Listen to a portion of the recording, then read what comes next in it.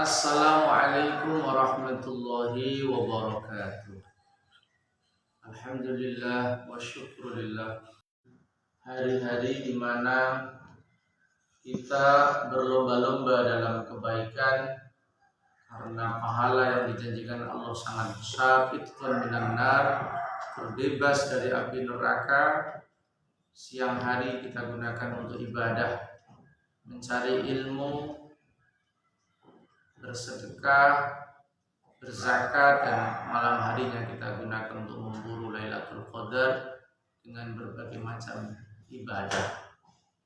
Kawan-kawanku yang aku cintai, salah satu amal agung di akhir bulan Ramadan ini adalah bersedekah dan berzakat. Bersedekah kepada anak-anak yatim, fakir miskin, orang-orang jumbo, para janda tua, dan orang-orang yang penuh dengan kemiskinan dan kekurangan ekonomi.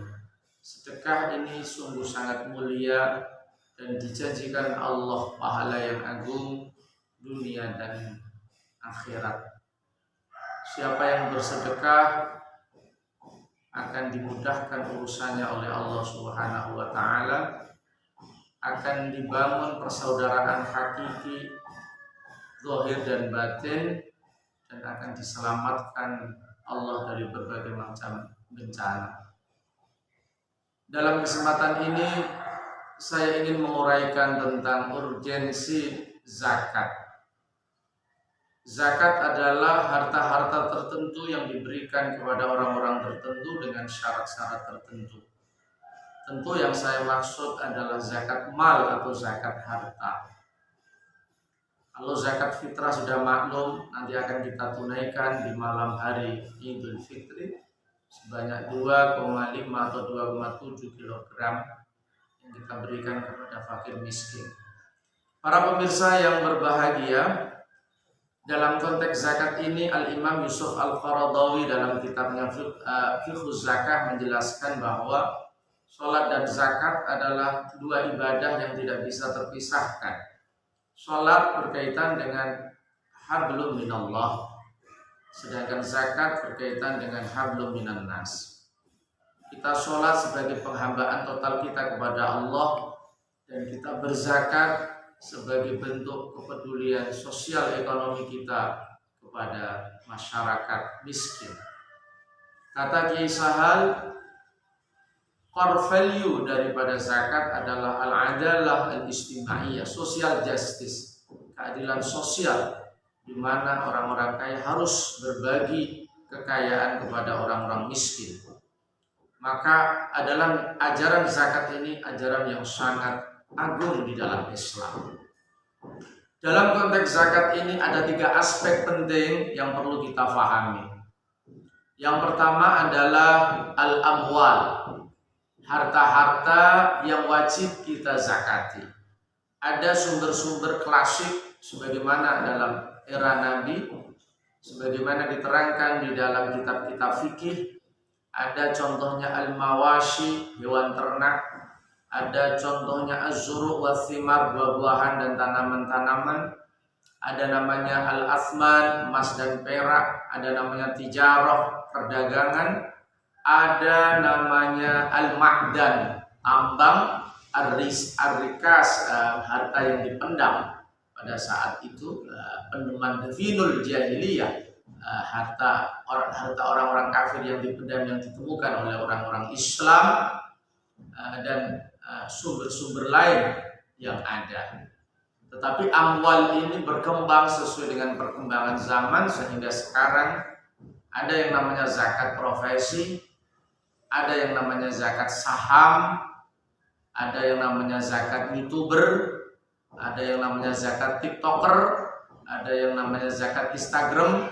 Jadi orang-orang yang aktif di sosial media, di digital, konten-konten kreatif, itu adalah sumber-sumber pendapatan baru yang tidak ada pada masa Nabi. Jadi semua itu harus kita kaitkan dengan kewajiban berzakat, karena kata Kiai Sahal, al-adalah al-istimaiyah, core value atau nilai utama dari zakat adalah menegakkan keadilan sosial ekonomi. Siapapun yang punya penghasilan lebih harus berbagi kepada mereka yang secara ekonomi jauh dari kecukupan, yang membutuhkan uluran tangan kita.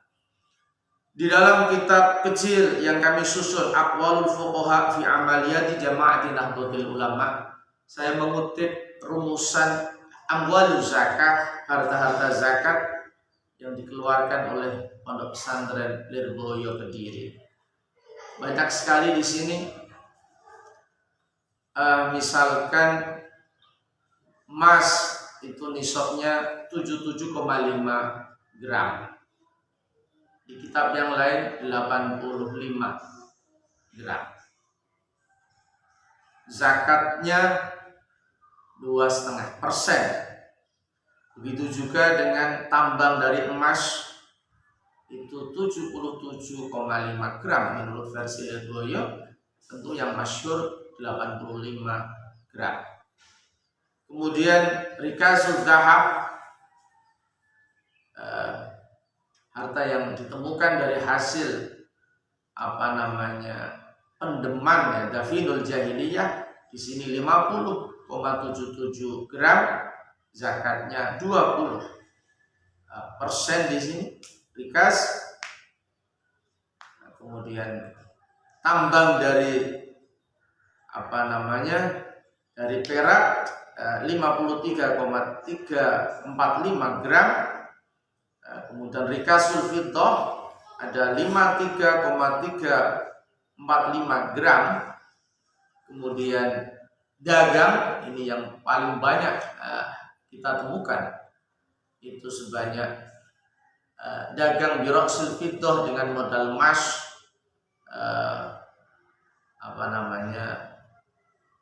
53,345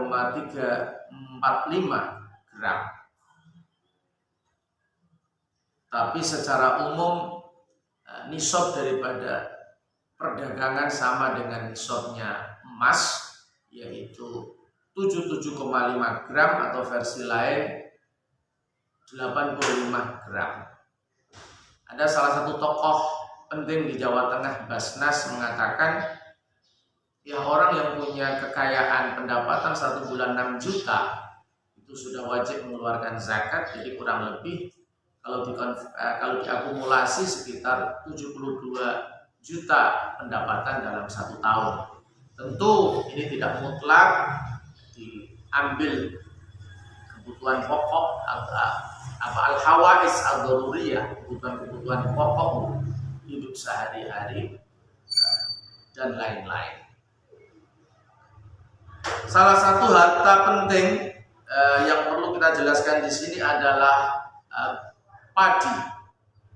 Padi di mana di situ masih berupa gabah, maka nisabnya 1323,132. Kalau kita bulatkan 1324 kg gabah, hasil akumulasi dari 1 tahun.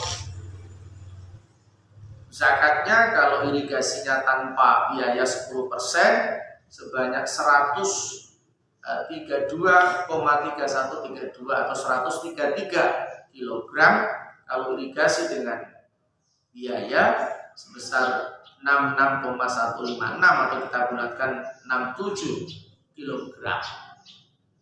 Sedangkan padi yang sudah berupa beras, nisabnya adalah 815,758 atau kita bulatkan 816, 10%-nya 81,5, kita bulatkan 82 kg. Sedangkan kalau itu 5% karena ada irigasi, maka 40,78 atau kita bulatkan 41 kg. Bagi para petani-petani ini sangat penting. Setiap kali panen harus punya pencatatan hasil, baik berupa gabah atau berupa emas. Tapi karena petani kita bahasa Jawanya nyeleke, gabah itu sesuai dengan kebutuhan sehari-hari, maka setelah kering harus ditimbang semuanya sehingga tahu berapa jumlah panennya dalam 1 tahun. Kalau sekali panen sudah sampai 1 nisab, keluarkanlah zakat. Kalau belum sampai, maka panen yang kedua berapa, panen yang ketiga berapa. Kalau ada 1 nisab, dikeluarkanlah 10% kalau biaya pengairan ada, 5% kalau 10% kalau free biaya pengairan, kemudian 5% kalau ada biaya pengairan. Ini sangat penting bagi para petani. Kemudian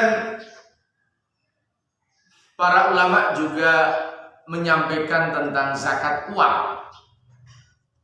Zakat profesi, para ulama sepakat mewajibkan dan semua nisabnya mengikuti zakat perdagangan. Yang tadi saya sampaikan setara dengan 85 gram emas. Tinggal 1 gram emasnya berapa, itu harus kita lihat di harga di pasaran. Tetapi ada tokoh Basnas Jawa Tengah yang mengatakan ya, yang sudah punya pendapatan 6 juta per bulan sudah wajib zakat. YouTuber, konten-konten kreatif yang menghasilkan begitu banyak, kita tahu yang sudah terkenal ada artis Raffi Ahmad, ada Deddy Corbuzier dan lain-lain yang begitu besar pendapatannya dari YouTube. Itu tentu harus mengeluarkan zakat karena tidak adil ketika harta-harta yang begitu melimpah mengalir kepada seseorang tidak dikeluarkan zakat bagi mereka yang secara ekonomi sangat membutuhkan.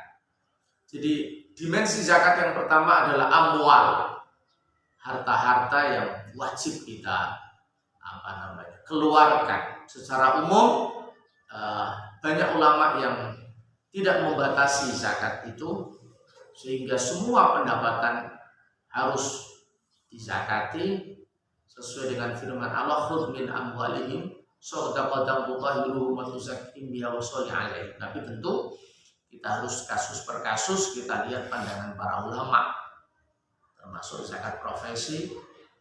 Zakat uang misalnya kita bisa baca dalam karyanya Mbah Maimun Zubair, di mana yang namanya emas, yang namanya uang kertas disamakan dengan zahab dan fiddah sebagai alatul mu'awad, alat transaksi. Tentu tidak adil ketika ada orang menyimpan uang di bank bermiliar-miliar tidak mengeluarkan zakat. Oleh karena itu kita lebih condong memiliki pendapat bahwa uang kertas disamakan dengan zahab dan fiddah sebagai alat transaksi modern, sehingga ketika kita punya simpanan uang di bank atau dimanapun yang sudah mencapai 1 nisab, maka keluarkanlah 2,5%. Para pemirsa yang berbahagia, dimensi lain dari zakat yang penting kita fahami adalah aktor utama daripada zakat itu yang dalam istilah Al-Quran disebut dengan amil. Innamas shadaqatu lil fuqara wal masakin wal amilina 'alaiha. Amil adalah man ba'athahul imam li ahdi zakat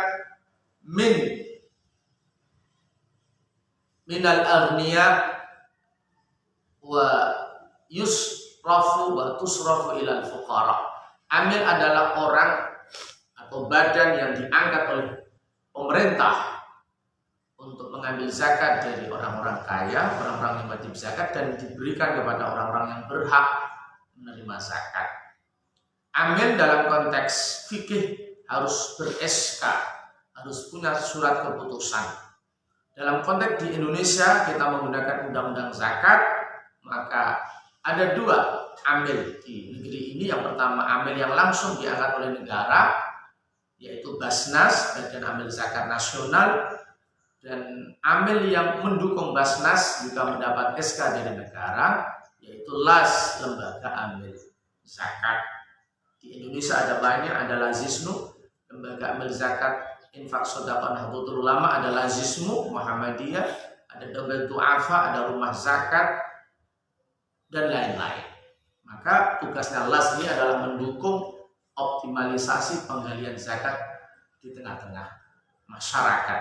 Jadi jangan sampai salah di dalam memberikan zakat. Berikanlah zakat Anda kepada Basnas atau kepada LAS yang sudah mendapat legalitas resmi dari negara, karena legalitas ini sangat penting dalam kacamata undang-undang maupun dalam kacamata agama, dalam kacamata fikih.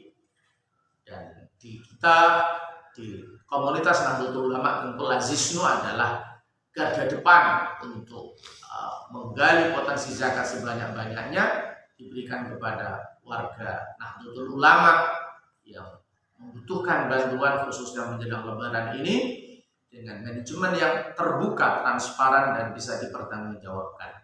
Manajemen yang transparan, akuntabel, sidik, amanah, tabligh, fatonah. Yang ketiga, kawan-kawan yang saya cintai, dimensi zakat adalah dimensi mustahik. Jadi kita harus memahami kepada siapa zakat ini diberikan. Tentu kita sudah paham yang namanya asnaf tamaniyah.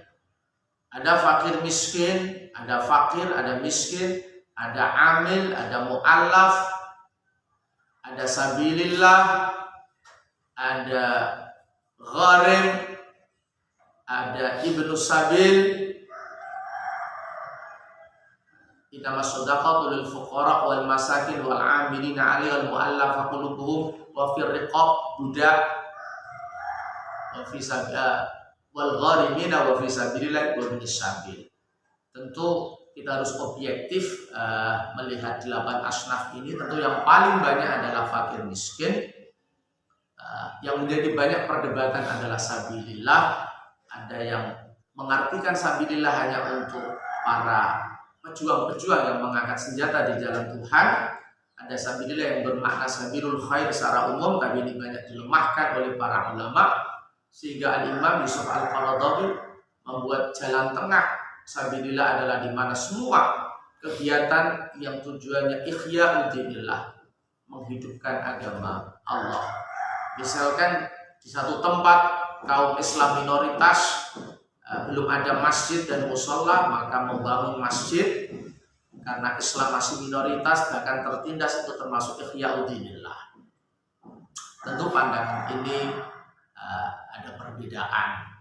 Pandangan mainstream adalah al-ghuzat al-mutatawwi'un, orang yang mengangkat senjata untuk menegakkan agama Allah. Tetapi di satu tulisan Kiai Sahal juga mencoba melebarkan makna sabilillah. Artinya di era sekarang kebutuhan untuk menegakkan agama Allah tentu banyak jalan, dan kita harus memasuki jalan-jalan itu dengan pendekatan yang moderat, tidak memperlebar sehingga semua masuk sabilillah, tidak mempersempit sehingga hanya untuk al-ghuzat al-mutatawwi'un. Para pemirsa yang berbahagia, potensi zakat nasional kita sungguh fantastis, lebih dari 200 triliun. Mayoritas warga Indonesia adalah umat Islam, dan banyak sekali di antara umat Islam itu yang sudah wajib berzakat. Maka mari dengan kesadaran pribadi kita berzakat. Bayarkanlah zakat di lembaga-lembaga yang resmi, yang mendapat SK dari negara, Basnas atau LAS, di Lazisnu misalnya. Dan kita mohon kepada lembaga zakat untuk transparan dan akuntabel. Laporkan semua pendapatan, laporkan distribusinya, buatlah program-program kreatif yang bisa memberdayakan ekonomi masyarakat. Ada distribusi konsumtif, juga ada distribusi produktif. Insya Allah dengan menggalakkan zakat, insya Allah kehidupan sosial ekonomi umat kita akan naik, pendidikan akan meningkat, kesejahteraan dan kemandirian ekonomi akan mengalami percepatan. Dan itu adalah penjelmaan dari wa ma arsalnaka illa rahmatan lil alamin. Aku turunkan engkau wahai Muhammad dengan ajaran-ajaranmu supaya menebarkan kasih sayang kepada seluruh alam, menebarkan kesetaraan ekonomi, menebarkan peningkatan pendidikan, dan menjalin harmoni yang hakiki, persaudaraan yang hakiki antar sesama umat manusia. Demikian, semoga zakat tegak berdiri di negeri ini, kemandirian ekonomi rakyat kita tercukupi, dan izzul Islam wal muslimin, keagungan kemuliaan Islam dan umat Islam diwujudkan oleh Allah di sini menuju baldatun thayyibatun wa rabbun ghafur. Demikian, kurang lebihnya mohon maaf. Wal afu minkum wallahul muwaffiq ila aqwamit thoriq. Wassalamu alaikum warahmatullahi wabarakatuh.